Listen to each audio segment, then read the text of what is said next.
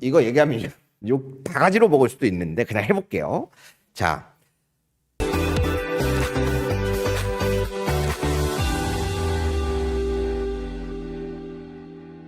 이재명 대통령 지난달에 정청래 만나서 입법 속도 올려달라고 부탁했는데 막상 정청래는 조국 당 합당 제안 발표나 하고 있다의 취지의 기사로 보여요. 그런데 이 부분을 이용하는 분들이 많은데 제가 이 기사도 하나 보여드릴게요. 자, 같은 비슷한 내용의 다른 기사입니다. 소위 재발, 산재, 산업재해, 근로자, 노동자들이 죽을 때 이거에 대해 과징금법이 문턱을 못 넘고 있다. 왜 문턱을 못 넘어?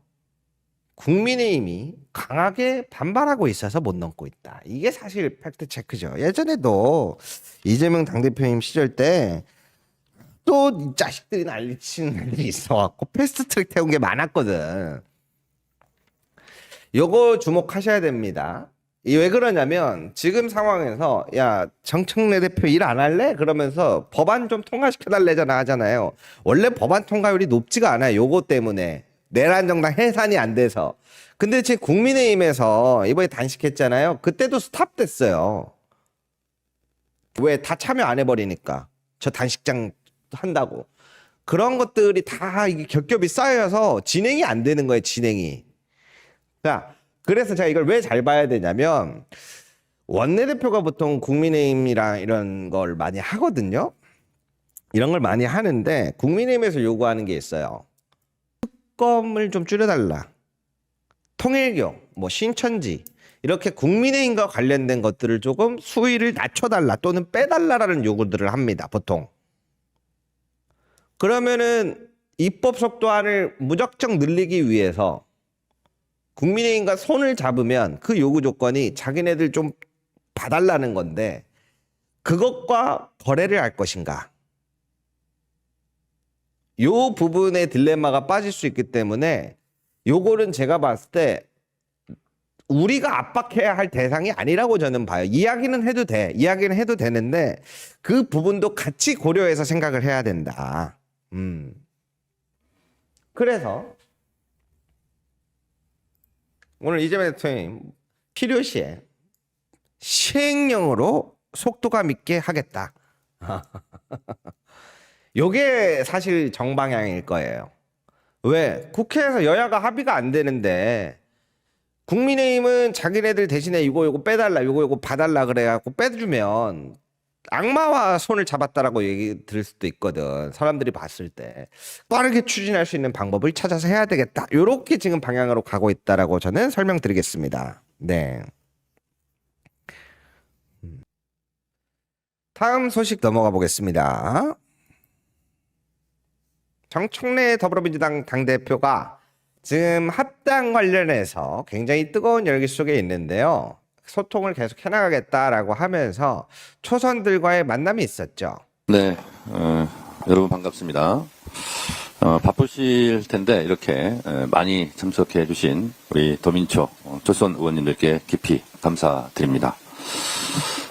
저는 오늘 경청의 시간을 갖고자 합니다.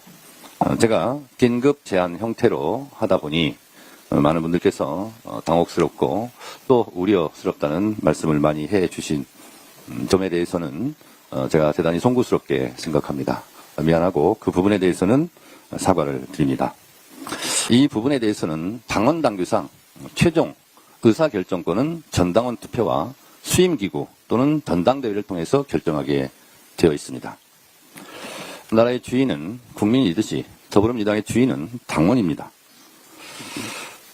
엊그제 1인 1표 제도가 당원들의 85.3% 그리고 중앙위 60% 의결로 결정되었습니다. 이번 지방선거 공천도 일대 공천혁명이라 할 정도로 당원들에게 공천권을 돌려주었고 그리고 당대표 또한 당대표가 갖고 있는 기득권을 내려놓았습니다. 2, 3% 차이로도 질 수 있다.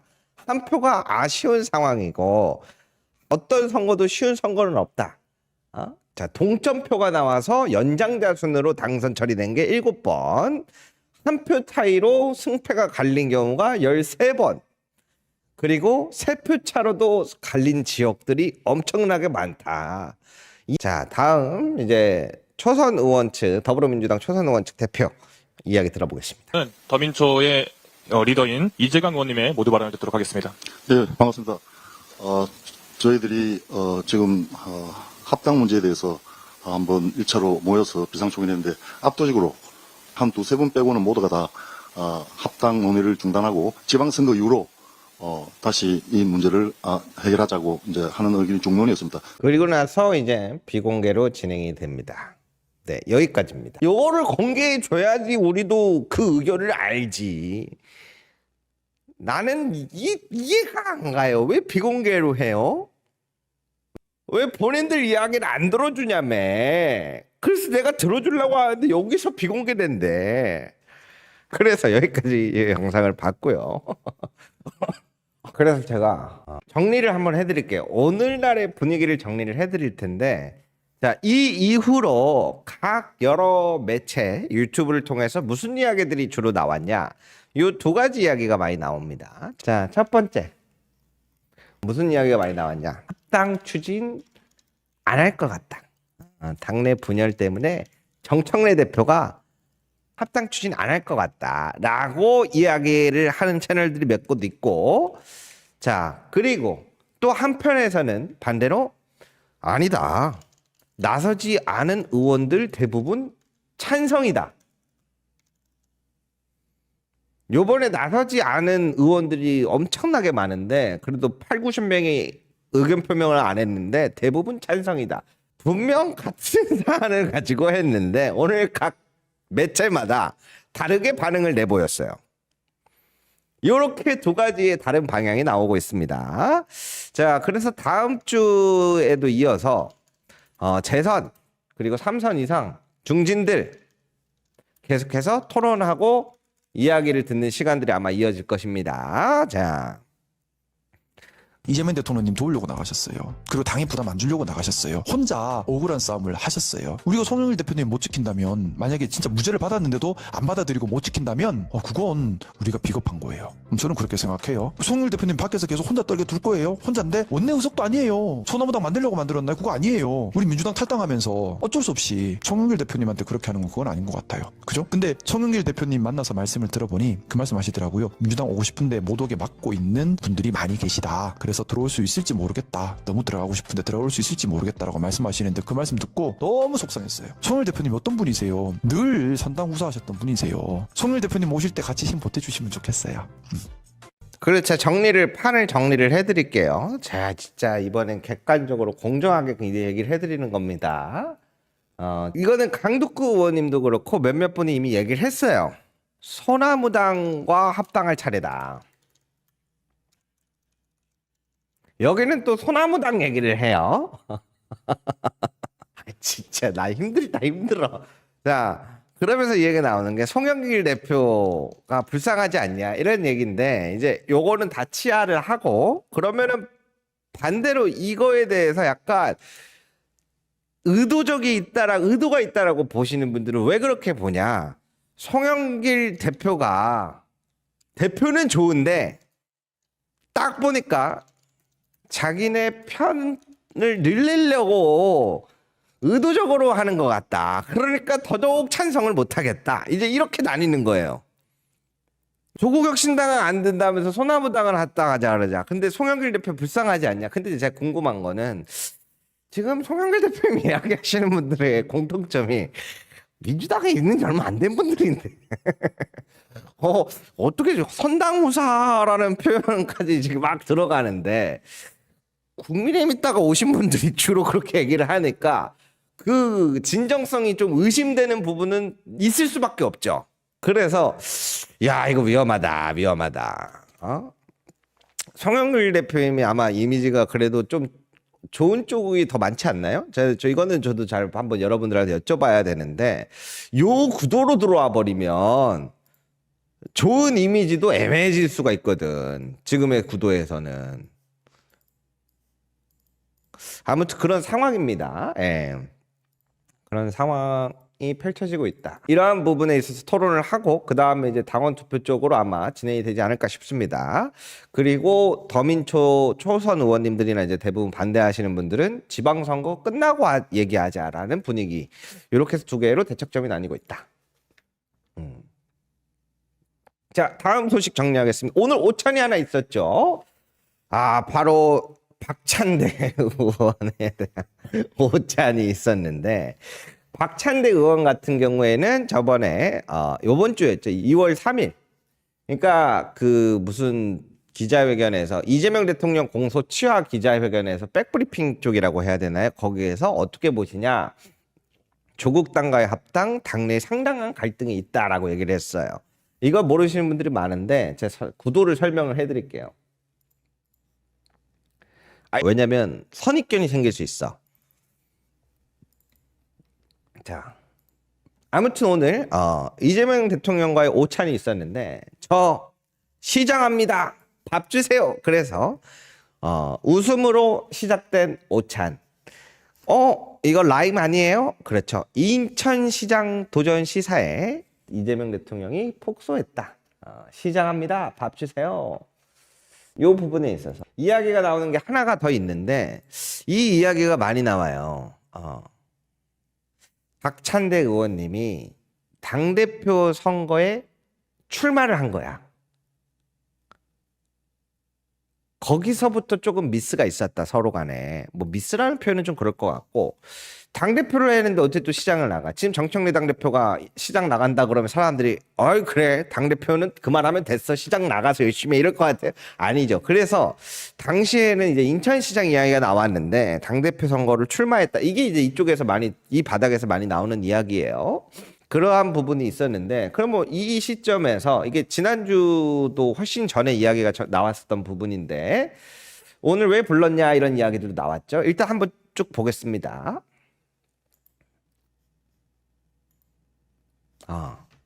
바로 방금 이야기 드렸던 인천시장 출마. 인천 연수구 갑인가요 지금? 그거에 대해서 의원직 이제 요러한 것들을 지역위원장직을 사퇴하고 인천시장 출마를 채비한다. 3일날 이제 내려놓겠다. 이제 이런 얘기들이 나왔죠. 연수갑 지역위원장직 사퇴. 그런데 이야기가 나오는 게 인천시장에 지금 출마를 할 것이냐. 왜냐면 보궐선거 지역이 돼버리잖아. 민주당 한석이 보궐지역이 돼버리잖아요. 그래서 의원직을 할 거냐 아니면 많이 이야기 또 한 가지 나왔던 게 대통령실 뭐 비서실장이라든가 이런 공석이 아직 몇 개 있거든요. 이런 쪽으로 갈 것이냐, 공석 쪽이 있는 대통령실로 갈 것이냐, 아니면 이번 지선에서 내려오는 사람들이 있으니까 선거 때 그 자리를 대체해서 갈 것이냐, 뭐 이러저러한 이야기들의 추측이 많이 됐었어요. 근데 지금 현재까지 나온 내용은 인천시장 쪽의 이야기가 좀 나오고 있는 것 같고, 자세한 거는 제가 요거는 따로 좀 취재를 해야 될 것 같습니다. 그러한 상황입니다. 자, 그렇게 해서 오찬이 오늘 있었다. 그리고 오늘 오찬에 관련해서는 사실 다른 쪽에서도 방면에서도 이야기가 나왔어요. 지금 합당 관련해서 너무 시끄러우니까 좀 적당히 좀 말려봐라 라는 메시지를 전하기 위해서 이 시점에 박찬대 의원님을 불렀을 수도 있다라는 이야기가 이렇게 같이 나오거든요. 근데 이 얘기는 왜 나오냐면 설명을 해드려요. 자, 봐요. 이거 얘기하면 욕 바가지로 먹을 수도 있는데 그냥 해볼게요. 자, 박찬대 의원을 응원하는 지지자들이 되게 많아요. 지난번 당대표 선거 때 기억하시죠? 정청래 대표 쪽을 응원한 분들이 있고 박찬대 대표 쪽을 응원했던 사람들이 지난 전당대회 때 있었단 말이에요. 당대표 선거 때. 근데 박찬대 대표 쪽을 응원하던 사람들이 대부분 초선 의원들 중심이었고 왜? 원대잖아. 원내대표였잖아. 이거 중요해요. 상임위 조정 권한이 있고 대부분의 권한이, 국회의원에 대한 권한은 원대가 더 세다고 얘기가 나올 정도예요. 그러다 보니까 이제 이쪽으로 이렇게 쫙 주류가 형성이 돼 있었어. 그리고 지지자들도 있잖아. 그런데 박찬대 의원이 떨어졌어. 그래서 이때 상처받은 사람들이 많아요. 김용민 간사 법사위 간사를 왜 안 쓰냐 정청래는 이런 얘기도 나오는데 그때 김용민 간사도 박찬대 의원 쪽이었고 이거는 뭐 유명해. 오늘 요번에 회차 오다 같이 갔잖아요. 그렇게 해서 나누는 건 안 좋은데 그 얘기가 있다는 거예요. 그리고 정청래 대표 측은 이제 민영배 의원이 주도를 해가지고 검찰 개혁을 준비를 했단 말이야. 그러면 이제 의원들은 그런 측으로 나뉘었어. 지지자들은 어땠을까요? 왜 우리가 응원하는 사람은 다 떨어지는 거냐? 억울함에서 이게 억하심정으로 변화하는 단계가 있었어요. 그래서 이번엔 우리도 한번 우리가 미는 사람들 한번 당선시켜보자. 응원해보자. 밀어보자. 라는 게 좀 생기기 시작해요. 박찬대 의원이 떨어졌는데 이번에 지금 이야기 나오는 게 김민석 총리 이야기 나오는 당대표 이야기 나오면서 그게 다시 불거지는 거야 지금. 그러면서 뭐가 생겼어? 아, 우리가 이기려면 정청래와 친한 사람들 그리고 겸손은 힘들다. 이런 정청래와 관련되거나 친한 사람들을 본인들이 다 밀어내야 쫓아내야 우리가 할 수 있겠다라는 게 이쪽에는 또 나름대로 생겼어요. 이거 저한테 뭐라 하지 마세요. 맞잖아 이거. 내가 좌표 찍혀가지고 링크 타고 들어가서 주말 동안 수백 개의 글을 다 보고 이해를 한 거예요. 아, 이 사람들이 본인들이 미는 의원들이 안 듣는데 그거에 대한 억울함에서 보니까 저 뭐 문조 털레빵가 뭔가 얘기를 하면서 정청래와 김어준 관련된 사람들을 쫓아내야 우리가 원하는 사람이 되겠구나라는 그게 생긴 거 맞잖아요. 근데 이거 정확하게 설명을 해주는 거야. 그래서 지금의 이 싸움이 나고 있는 거예요. 다음 당대표 구도의 싸움으로 해서. 그래서 지금 국회에서는 제가 지난번에 취재 갔을 때 뭐라고 얘기했어요? 원내대표가 누가 될 건지도 중요하다. 왜? 초선 의원님들 같은 경우에는 뭐 중선, 뭐 재선, 3선도 다 마찬가지겠지만 상임위를 바꾸고 싶어 한다는 이야기가 되게 많아요. 상임위. 왜 바꾸고 싶어 할까요? 예를 들어 대호가 저기 뭐야? 여가부야. 응? 근데 다음에 재선을 하려면 그 지역에 뭔가 조금 인정받을 만한 공로가 있어야 되잖아. 우리 지역 주민들이 봤을 때 대호는 다음번에 또 뽑아줄 만해 할 만한 인정받아야 될 게 있어야 되잖아. 그래서 다들 상임위를 좀 옮기고 싶어 하는 분들이 있어요. 예를 들어서 개발과 관련된 지역 기반의 개발과 관련된 국토부라든가 행안이라든가 이런 좀 약간 지역 기반에 대해서 뭔가 어필할 수 있는 그런 권한을 가진 상임위를 가고 싶어 하는 분들이 꽤 많아요. 그러다 보니까 그러려면 그걸 누가 조정해요? 원대가 조정하죠. 그래서 지금 국회에서는 다음 원내대표도 이야기가 이제 나오기 시작해요. 그래서 여기 이렇게 하던 분들이 지금 이렇게 이동이 됐구나라고 보는 게 제가 봤을 때 좀 더 정확하지 않을까. 물론 이건 저의 시각입니다만. 그래서 이제 아까 말씀드린 대로 지금 지난번에 우상호 정무수석이 한번 정리해주고 갔잖아요. 합당은 옛날부터 얘기가 나왔고 대통령이 물어봐가지고 내가 정청래 대표, 조국 대표 내가 만나고 다녔다 오히려. 뭔 소리 하는 거냐. 우상호 정무수석이 정리해주고 갔잖아요. 근데 정리가 안 됐잖아 오늘 지금까지도. 그쵸? 봤죠? 정리가 안 된 느낌이잖아. 그러다 보니까 불러서 야 네 말이면 듣지 않겠냐. 우리 날씨도 찬대 의원님 좀 잘 좀 그 케어 좀 해주세요. 요럴라고 부르지 않았냐라는 이야기도 나오는 겁니다.